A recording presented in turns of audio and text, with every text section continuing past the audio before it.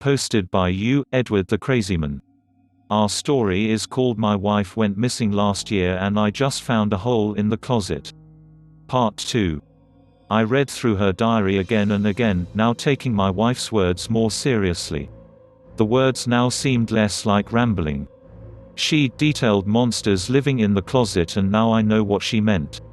Alice mentioned in her diary that it was hell, but that wasn't quite right either. It was another world, but not so far removed from our own. It was somewhere in between. It sounds like madness, but she said that our world was like a scab over a wound, and if someone were brave enough to pick at that scab, they'd find what was underneath. I don't know what that means. What I do know is that she's down there somewhere. And I'm going back. Just thinking of that man's face and his wagon of gore makes me queasy. I gathered up an old backpack that I used for hiking. From back when I used to do stuff like that. I packed 4 bottles of water, 2 flashlights with backup batteries, jerky and chips, matches, a pocket knife, and an aluminum baseball bat. I wish I owned a gun, but I don't. I don't know how long it takes to get one, but Alice has been down there for long enough. Unlocking the closet door in her home office, I sat in the floor and stared at the spot where the hole would appear if I looked at it just right. I must have looked funny, staring into the solid boards of the floor of the closet for what felt like an hour, shifting in my sitting position every so often and waiting for it to show. I heard the echo of a massive chamber before I saw the hole appear. I heard a wet dripping sound and then I saw the hole. It didn't open up like a mouth. One moment it wasn't there and then one moment it just was. I shimmied up to the edge of the hole as though I was trying to peer over the edge of a tall building. I wanted to get a good look at the entrance. I wanted to make sure there wasn't any creature waiting there for me. There wasn't. I clicked on my flashlight and shone it into the opening. The blackness swallowed it up, but it still felt better than using the light on my phone. After taking a few heaving breaths and steeling my nerves, I hunkered down and began moving down the ladder. As I moved, I had to focus my attention on the ladder rungs in front of me. I'll admit, I was afraid to look at the walls of the hole. I was afraid that if I saw it out of my peripheral, there would be an eye staring back at me or some unknown person's limb reaching out to flop against me, but I did look at the walls and they were all gray concrete. Nothing to worry about so far. After reaching the bottom, I pivot quickly, shining my light in all directions, waiting for something to jump out of the dark. Nothing came. I stayed like that longer than I'd like to admit. I was scared shitless. The subterranean tunnel was colder than I remembered and I pulled my pack closer around my shoulders. It made my teeth click and I had to consciously keep my mouth closed. I pointed the light down the direction I'd gone last time, waiting to see that lantern bobbing in the distance. God, I didn't want to keep going. I wanted to climb back up that ladder, sell the house, and move to somewhere sunny and warm. I knew I couldn't though. I kept Alice in the forefront of my mind and began walking in the direction opposite I'd gone the last time I was here. I followed my translucent breath in the darkness, taking small steps so as to make as little noise as possible. I didn't want to be found out. Found out by what? I don't know. There was a low growl from somewhere in the direction I was moving towards and I stopped dead in my tracks, looking back from where I came to see if my light reached the ladder. It was out of sight, and so I turned my attention back to the blackness in front of me. The place where that growl had come from. It was so low that at first I thought that maybe I'd imagined it and I took another step forward. Then came another growl. That's when I heard something moving towards me, sluggishly at first but picking up speed as it slid across the ground. I pressed myself against the wall and covered my flashlight with my free hand and waited and waited. Then I felt something slipping over my right shoe. I bit my tongue and felt blood in my mouth. I couldn't scream. The thing was touching me in the darkness, but I was still sure that the creature had not seen me. It didn't know how close I was. It felt like a serpent of some kind, sliding slowly over my foot and further in the direction from where I'd come.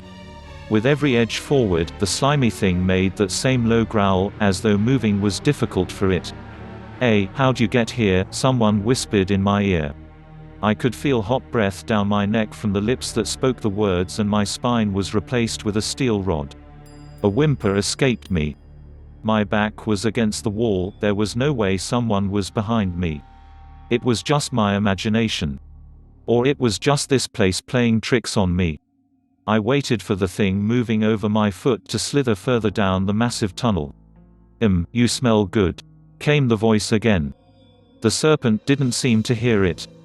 When I was sure that creature was gone, I stepped away from the wall and shone my light against it, scanning the flat surface.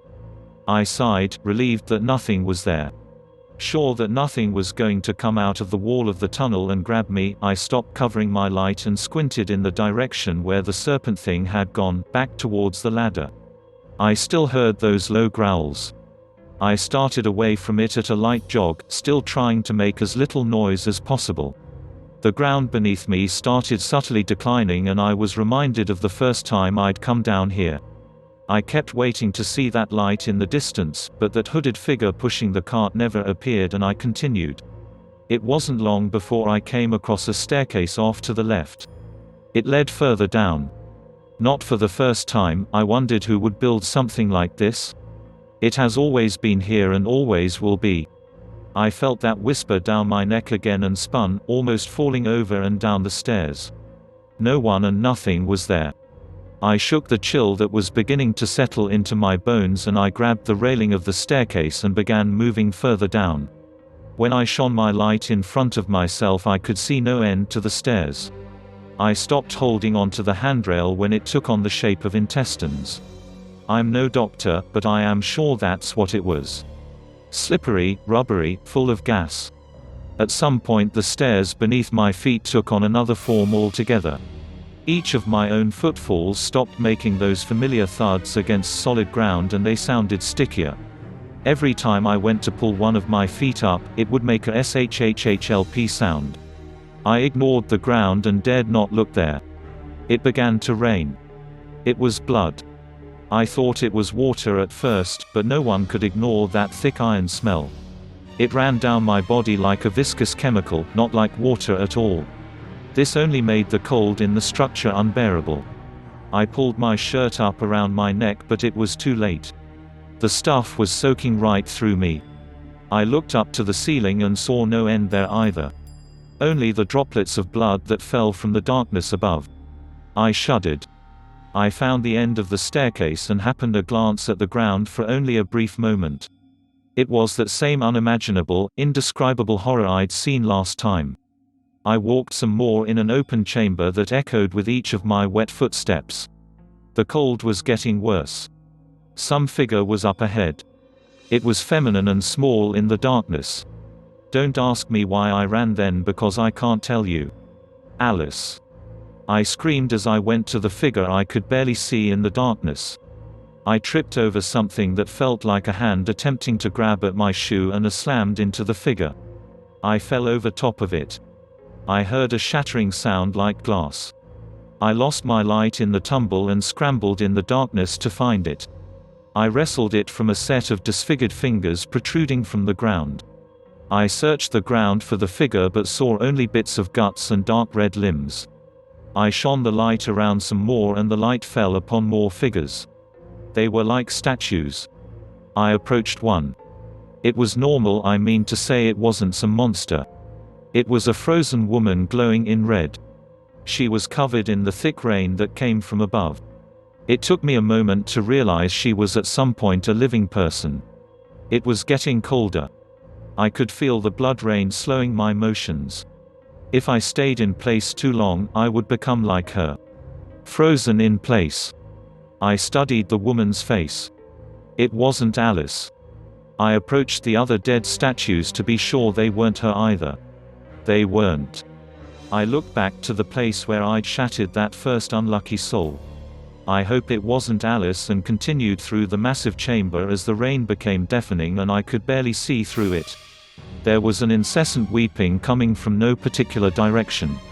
It seemed to echo inside of my own skull. The rain began to form puddles on the uneven ground, and I was forced to look upon it so as to not step in them. I moved through innumerable faces frozen in blood-red terror.